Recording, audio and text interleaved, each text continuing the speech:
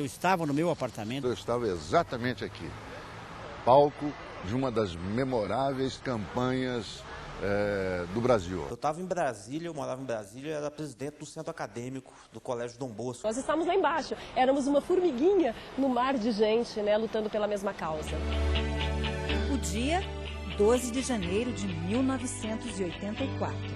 O palco, Curitiba, Rua 15 de Novembro. Os protagonistas, cerca de 60 mil pessoas. O grito... Vi aquele movimento aqui grande das diretas já, desci, acompanhei todo o público, aquele movimento louco, todo mundo gritando. Eu perguntava, diretas quando? E todo mundo gritando, a direta já! As pessoas que não estavam aqui embaixo, picando papel para jogar na multidão e aplaudindo. Todo mundo gritando, aplaudindo, a criança gritando, os velhos gritando. Foi assim como se fosse um tumulto, mas para o bem. Deste lugar, no dia 12 de janeiro de 1984, o Brasil acorda de um momento difícil da sua história.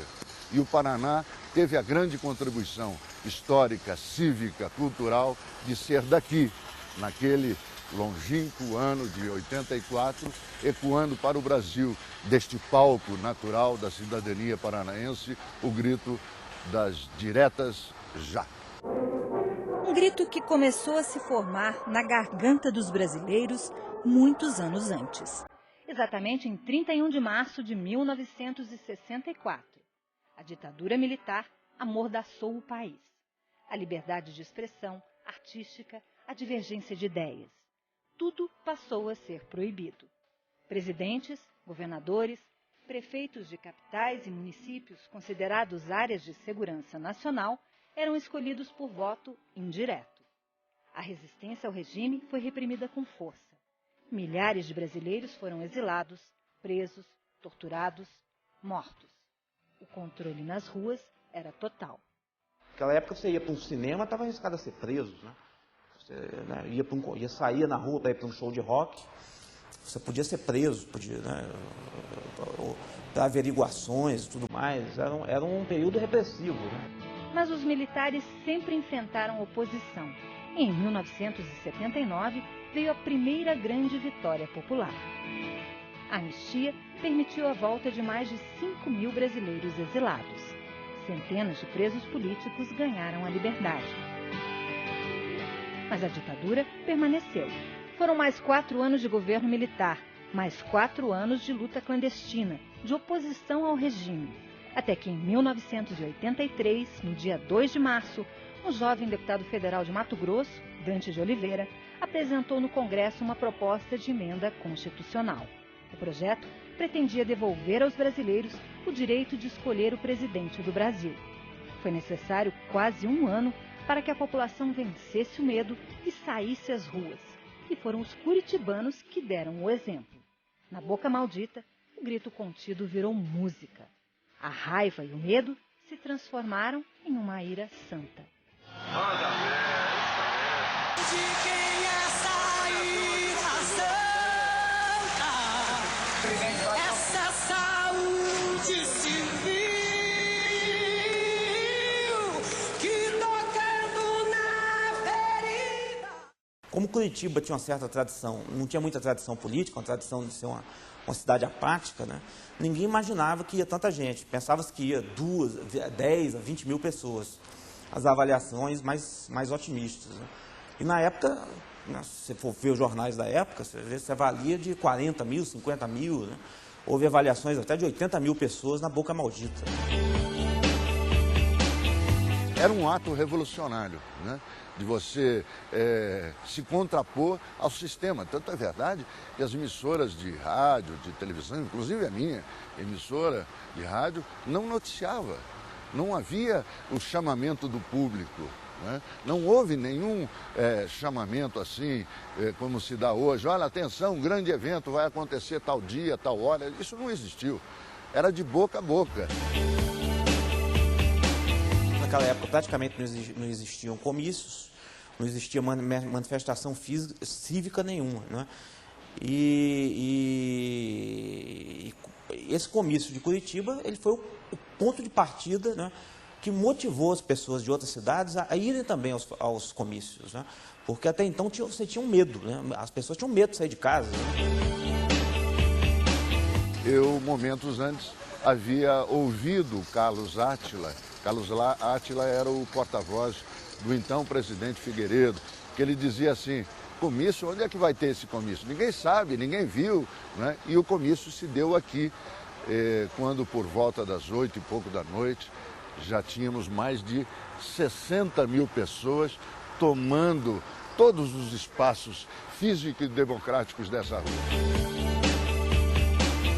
Ali se viu que havia uma rejeição muito grande ao regime militar, né, à ditadura militar, ao regime autoritário, e que setores significativos da opinião pública, né, estavam dispostos a ir para a rua para defender o direito de eleger o presidente. Mostrou que, né, o desejo das pessoas de redemocratizar o país, né, era maior do que o medo que elas tinham da repressão ao regime militar. Né? Na rua, milhares de pessoas. No palco, autoridades políticas, sindicalistas, representantes da insatisfação com o regime.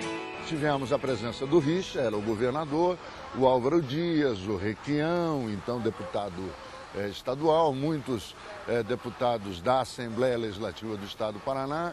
Tivemos o Franco Montoro, tivemos o Tancredo Neves, o Ulisses Guimarães. O governador do Paraná era o José Richa, né?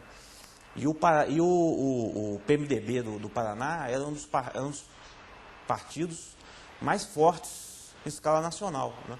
E o José Richa e esse grupo político que se aglutinava em torno dele, né, do qual faziam parte na época o Álvaro Dias, o Roberto Requião, né, Euclides Scalco, o Maurício Fluit, uma série de lideranças importantes, eles tiveram um papel muito importante como polo aglutinador, né, dessa grande frente ampla, né, que conduziu à redemocratização no Brasil e derrotou o regime militar. Teve um momento, eu estava muito nervoso, até porque, como eu disse, era aquela pressão de o que vai acontecer, o que vai acontecer. E eu, mais do que apresentar, eu fazia discurso, você me conhece, abre o microfone e eu saio falando. Aí teve um momento que eu disse, eu estava tremendo assim, parado, eu apresentei alguém para falar e parei, fiquei com as mãos no bolso, e assim tremendo, né? E, uma hora, 35 mil pessoas, daqui a pouco 40 mil pessoas, 60 mil pessoas.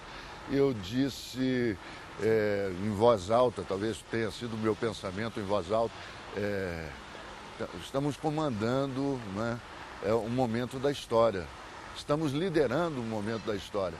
No que eu ouço uma voz dizer, não, estamos sendo liderados por esta massa para o momento da história.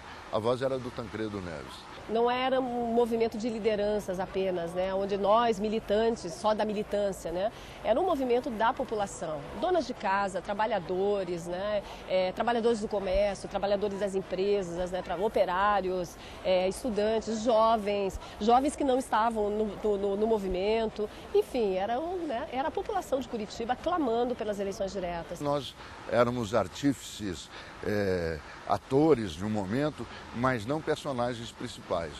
Éramos apenas figurantes de uma história onde os atores principais eram o próprio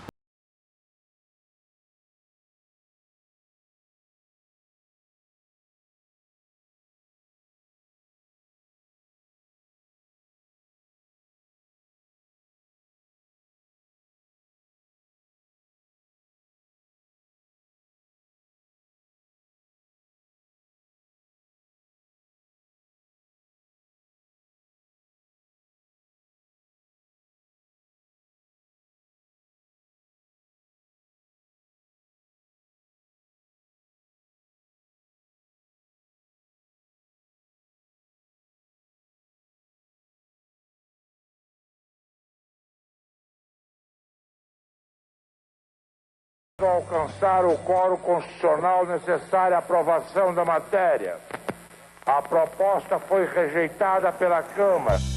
Por apenas 22 votos, o sonho das diretas não se realizou.